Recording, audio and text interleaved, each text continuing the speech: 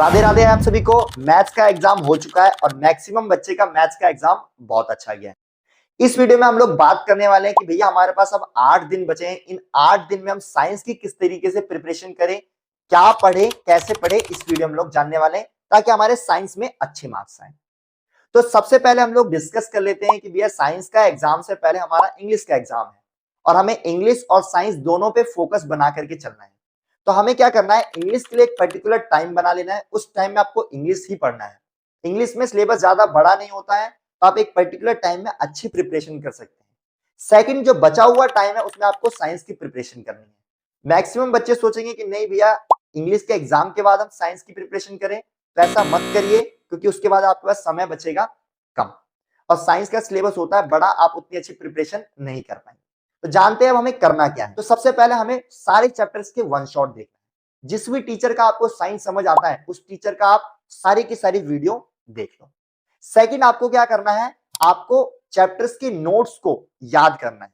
देखो आपने कई बार पढ़ रखा है, आपने वन शॉट भी देख लिया है, तो नोट्स तो आपको आता होगा, लेकिन अब चीजों को याद करना है। साइंस में उसी बच्चे के मार्क्स आते हैं जो चीजों को याद करता है, क्योंकि याद करोगे तभी आप अच्छा साइंस में प्रेजेंट कर पाओगे।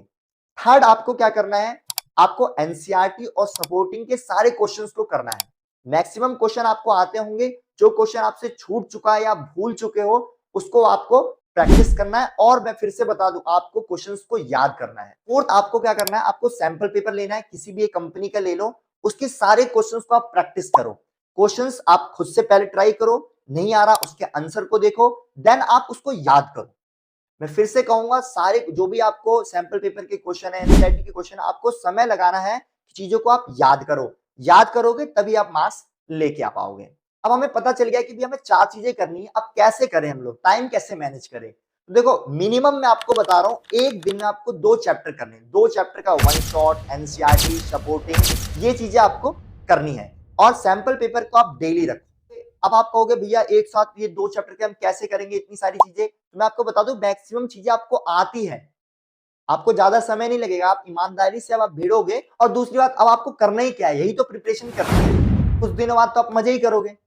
तो भैया अभी हार्ड वर्क का टाइम है, कितना भी समय लगे, जो मैंने कहा उसको अच्छी तरीके से आप प्रिपरेशन कर डालो।